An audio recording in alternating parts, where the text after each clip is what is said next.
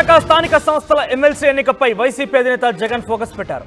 తాడేపల్లిలోని తన క్యాంప్ కార్యాలయంలో వైసీపీ ప్రజాప్రతినిధులతో వరుస సమావేశం ఏర్పాటు చేశారు. ఆయన పాయకరావుపేట, పెందుర్తి, నర్సీపట్నం నియోజకవర్గాల ప్రజాప్రతినిధులతో సమావేశమయ్యారు జగన్. ఇక ఎన్నికల్లో అనుసరించాల్సిన వ్యూహాలపై శ్రేణులకు జగన్ దిశానిర్దేశం చేశారు. నిన్న పాడేరు, అరకు నియోజకవర్గాల పరిధిలోని ప్రజాప్రతినిధులతో సమావేశం ఏర్పాటు చేశారు. ఇప్పటికే బొత్స సత్యనారాయణకు వైసీపీ టికెట్ ఖరారు చేసింది. ఈ నెల 30న ఎన్నికలు జరగబోతున్నాయి. అయితే టీడీపీ ఇంకా కూడా అభ్యర్థిని ఖరారు చేయలేదు. ఈ నేపథ్యంలోనే కొంత ఆసక్తి రేపుతోంది. అయితే మొత్తం మీద 838 మంది ఓటర్లు ఉన్నారు, అంటే ప్రజాప్రతినిధులు ఉన్నారు. దాంట్లో వైసీపీ బలం 615గా ఉంది, కూటమికి 215గా ఉన్నాయి. ఇక 8 స్థానాలు ఖాళీగా ఉన్నాయి. పూర్తి స్థాయి మెజారిటీ వైసీపీకి ఉండడంతో సీట్ దక్కించుకోవాలనే ప్లాన్ జగన్మోహన్ రెడ్డి చేస్తున్నారు. అయితే ఎటువంటి ప్రలోభాలకు లొంగవద్దని ప్రజాప్రతినిధులకు సూచనలు చేస్తున్నారు. కూటమికి పూర్తి స్థాయి మెజారిటీ లేకపోయినా కూడా క్రాస్ ఓటింగ్ జరిగే అవకాశం ఉంటుందేమో, ప్రభుత్వం వారుతుంది కాబట్టి వారికి ఎక్కువగా మొగ్గు చూపే అవకాశం ఉంటుందేమో అనే ఆందోళనలో వైసీపీ పార్టీ అధినేత జగన్మోహన్ రెడ్డి ఉన్నారు. దీనికి సంబంధించి రాజేష్ జాయిన్ అవుతున్నారు మనతో పాటుగా. ఎస్ రాజేష్, గతంలో ఎన్నడూ కూడా ఈ స్థాయిలో స్థానిక సంస్థల ప్రజాప్రతినిధులతో జగన్మోహన్ రెడ్డి మీటింగ్ పెట్టిన దాఖలాలు అయితే లేవు. ఆయన ఓడిపోయిన వెంటనే కొంత ప్రజల్లోకి చేరువయ్యే రకంగా ప్రయత్నం చేస్తున్నారు. దాంట్లో కూడా ఈ స్థానిక సంస్థల ప్రజాప్రతినిధులతో వారందరితో మాట్లాడడం చూసిన తర్వాత సో జగన్ అలర్ట్ అయ్యారా, భయపడుతున్నారా? అంటే ఘోర ఓటమి తర్వాత వస్తున్నటువంటి మొదట ఎన్నిక కావడంతో వైసీపీ అధినేత జగన్ కొంత అప్రమత్తంగా ఉన్నారని చెప్పాలి. ఎందుకంటే విశాఖపట్నంతో పాటు ఉత్తరాంధ్రలో మెజారిటీ స్థానాలు కూటమి కైవసం చేసుకుంది. విజయనగరంతో పాటు విశాఖను కూడా క్లీన్ స్వీప్ చేసిన నేపథ్యం కూడా ఉంది. కాబట్టి ఇప్పుడు విశాఖపట్నంలో జరగబోతున్నటువంటి స్థానిక సంస్థల ఎమ్మెల్సీ ఎన్నికల్లో ఖచ్చితంగా గెలవాలనేది వైసీపీ అధినేత జగన్ వ్యూహంగా కనబడుతుంది. అందులో భాగంగానే గతంలో ఎన్నడూ అంటే ముఖ్యమంత్రిగా ఉన్న 5 ఏళ్ల కాలంలో ఎప్పుడు ఎంపీటీసీలు, జడ్పీటీసీలు, కార్పొరేటర్లతో ఎప్పుడు సమావేశం కాలేదు. కానీ ఇప్పుడు వాళ్ళే కీలకంగా మారారు. ఎమ్మెల్సీని గెలుచుకోవాలంటే ఖచ్చితంగా అక్కడ ఉన్నటువంటి కార్పొరేటర్లు కానీ అదేవిధంగా ఎంపీటీసీలు, జడ్పీటీసీలే కీలకం. కాబట్టి ఇప్పుడు వాళ్ళతో వరుస సమావేశాలు వైసీపీ అధినేత జగన్ పెడుతూ ఉన్నారు. నిన్న అరకు, పాడేరు నియోజకవర్గానికి సంబంధించినటువంటి వైసీపీ ప్రజాప్రతినిధులతో సమావేశమయ్యారు. ఈరోజు నర్సీపట్నం, పాయకరావుపేట, పెందుర్తి ఈ 3 నియోజకవర్గాలకు సంబంధించినటువంటి నేతలతోనూ అదేవిధంగా అక్కడ ఉన్నటువంటి మాజీ ఎమ్మెల్యేలు, అదేవిధంగా ప్రజాప్రతినిధులు, ఎంపీటీసీలు, జడ్పీటీసీ వీళ్ళతో సమావేశం కాబోతున్నారు. ఇంకొక ముఖ్యమైన విషయం ఏంటంటే ఆల్రెడీ వైసీపీ క్యాంపు రాజకీయాలు మొదలుపెట్టిందనే ఒక ప్రచారం నడుస్తుంది. నిన్న సమావేశం జరిపిన తర్వాత కొంతమందిని బెంగళూరుకి పంపించేశారు, ఒక క్యాంప్ ఏర్పాటు చేసి అక్కడ పంపించేశారని ఒక సమాచారం అయితే వస్తుంది. అయితే దీనిపైన వైసీపీ అధిష్టానం మాత్రం నోరు మెదపట్లేదు. కానీ జరుగుతున్న ప్రచారం అయితే క్యాంపు రాజకీయాలకి వైసీపీ అధిష్టానం స్టార్ట్ చేసిందని తెలుస్తుంది. ఈ నెల 30న ఎన్నిక జరగబోతున్న నేపథ్యంలో 30 వరకు వైసీపీకి సంబంధించినటువంటి ఎంపీటీసీలు, జడ్పీటీసీలు, కార్పొరేటర్లు అందరినీ కూడా పూర్తిగా బయట ప్రాంతాల్లో ఉంచాలని వైసీపీ అధిష్టానం భావిస్తుంది. దానిలో భాగంగానే నిన్న కొంతమందిని ఇప్పటికే క్యాంపుకి పంపించినట్టు తెలుస్తుంది. ఈ రోజు జరిగే మీటింగ్ తర్వాత మరికొంతమందిని బెంగళూరు కానీ, హైదరాబాద్ కానీ, చెన్నై కానీ 3 ప్రాంతాలు ఎక్కడో చోటకి పంపించి అక్కడ ఉంచాలని భావిస్తుంది. ఎన్నిక రోజు మాత్రం వాళ్ళని తీసుకురావాలని ఆలోచన చేస్తున్నట్టు ఒక ప్రచారం అయితే నడుస్తుంది. దానిపైన వైసీపీ అధిష్టానం అయితే క్లారిటీ ఇవ్వలేదు. మరోవైపు టీడీపీ, జనసేన, బీజేపీ కూటమి మాత్రం ఇప్పటివరకు ఎమ్మెల్సీ అభ్యర్థిని ప్రకటించలేదు. 16వ తారీఖుతో పూర్తి స్థాయిలో నామినేషన్ గడువు ముగుస్తున్న నేపథ్యంలో ఈలోపే ప్రకటించాల్సి ఉంటుంది. కాబట్టి అభ్యర్థిని ప్రకటించే అవకాశం కనబడుతుంది. టీడీపీ అభ్యర్థి పేరే బలంగా వినబడుతుంది. గండి బాబ్జీ కానీ, పేలా గోవింద్ మాజీ ఎమ్మెల్యే, అనకాపల్లి మాజీ ఎమ్మెల్యే పేలా గోవింద్ పెద్ద పేరు బలంగా వినబడుతుంది. ఈరోజు ప్రస్తుతం తెలుగుదేశం పార్టీ పాలిట్ బ్యూరో సమావేశం జరుగుతుంది. సమావేశంలో అభ్యర్థిని ఖరారు చేసే అవకాశం కూడా కనబడుతుంది. మరోవైపు వైసీపీ అధిష్టానం నిజంగా అంటే ఎమ్మెల్సీ ఎన్నికని ఖచ్చితంగా గెలుచుకోవాలని భాగంగా గతంలో సంబంధించినటువంటి మున్సిపల్ కార్పొరేషన్ స్టాండింగ్ కమిటీ ఎన్నికలు కూడా జరిగాయి. దాంట్లో చాలా వరకు క్రాస్ ఓటింగ్ జరిగినట్టుగానే చెప్తున్నారు. వైసీపీ నాయకులందరూ కూడా టీడీపీకి మద్దతుగా నిలిచినట్టుగానే కొంత ఆరోపణలు కూడా ఉన్నాయి. ఇదే స్థాయిలో ఇక్కడ స్థానిక సంస్థల ఎమ్మెల్సీ ఉప ఎన్నికలో కూడా క్రాస్ ఓటింగ్ జరిగే అవకాశం ఉందా? ఎందుకంటే ఇప్పుడు ప్రభుత్వం మారింది, కూటమి ప్రభుత్వం అధికారంలో ఉంది. కాబట్టి వైసీపీ స్థానిక సంస్థల ప్రజాప్రతినిధులు టీడీపీ లేదా జనసేన, బీజేపీ పార్టీలోకి వెళ్ళి క్రాస్ ఓటింగ్ చేసే అవకాశం లేదంటారా?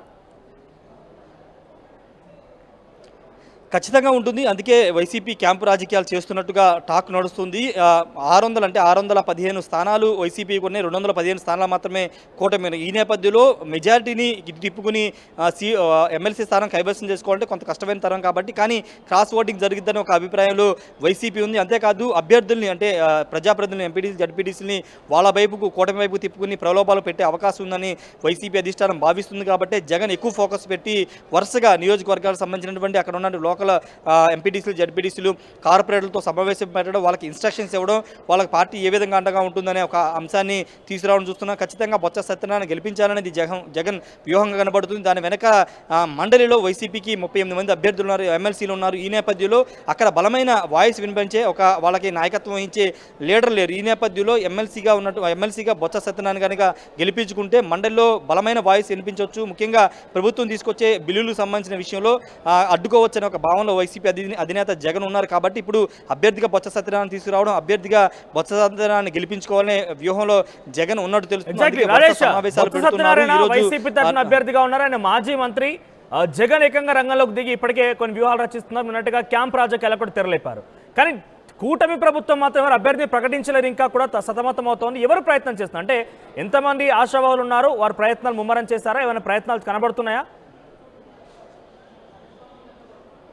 అంటే ఒక 5 నుంచి 6 మంది అయితే ఆశావాహులు పోటీ పడుతూ ఉన్నారు. బొత్స సత్యనారాయణ బలమైన లీడర్ కాబట్టి, బీసీ సామాజిక వర్గానికి సంబంధించిన బలమైన లీడర్, ఉత్తరాంధ్రలో పట్టున్నటువంటి నేత కాబట్టి ఆయనకి సమానంగా ఆ స్థాయి ఉన్న వ్యక్తిని అభ్యర్థిగా పెట్టాలని కూటమి నేతలు కూడా భావిస్తున్నారు. ఒకవేళ అలాంటి అభ్యర్థి కోసమే ప్రస్తుతం చర్చలు అయితే జరుపుతున్నారు. ఇంతకుముందు మాట్లాడినట్టే పేలా గోవింద్ పేరు బలంగా వినబడుతుంది. ఆయన బీసీ సామాజిక వర్గానికి సంబంధించిన వ్యక్తి. వాటితో పాటు గండి బాబ్జీ, విశాఖపట్నం తెలుగుదేశం పార్టీ జిల్లా అధ్యక్షుడిగా పనిచేసినటువంటి గండి బాబ్జీ పేరు కూడా వినపడుతుంది. వీళ్ళతో పాటు దిలీప్ చక్రవర్తి, జనసేన సంబంధించి దిలీప్ చక్రవర్తి పేరు కూడా వినపడినప్పటికీ టీడీపీ సంబంధించిన అభ్యర్థి వైపే మొక్కు చూపే అవకాశం కనబడుతుంది. ఎందుకంటే చాలా ప్రతిష్టాత్మకంగా రెండు పార్టీలు అంటే కూటమి పార్టీ, అదేవిధంగా అటు వైసీపీ కూడా ఎమ్మెల్సీ ఎన్నికను తీసుకున్నాయి. ఎన్నికల తర్వాత 2 నెలల తర్వాత జరుగుతున్న మొదటి ఎమ్మెల్సీ ఎన్నిక కాబట్టి గెలిచిన తర్వాత ఖచ్చితంగా ఒకవేళ కూటమి గెలిస్తే కనుక ఆ విజయ పరంపరను కొనసాగించాలని కూటమి భావిస్తుంటే, మరోవైపు ఘోర ఓటమి తర్వాత వచ్చే ఎన్నిక కాబట్టి ఎన్నికల్లో గెలిచి ప్రజల్లో మాకు ఇంకా బలం ఉంది, ప్రజలు మా వైపు ఉన్నారని నిరూపించుకోవాలని వైసీపీ భావిస్తుంది. కాబట్టి ప్రతిష్టాత్మకంగా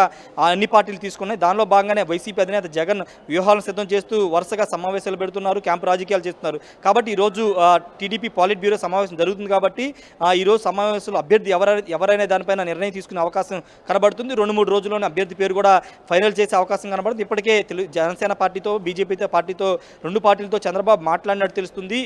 మీ అభిప్రాయానికి వదిలేసినట్టు, వాళ్ళు కూడా చంద్రబాబు నిర్ణయానికి వదిలేసినట్టుగా తెలుస్తుంది. ఇప్పుడు చంద్రబాబు నిర్ణయమే అల్టిమేట్గా ఉంటుంది కాబట్టి చంద్రబాబు కూడా నేతల అభిప్రాయాలను తీసుకుని అభ్యర్థి పేరు ఖరారు చేసే అవకాశం కూడా కనబడుతుంది.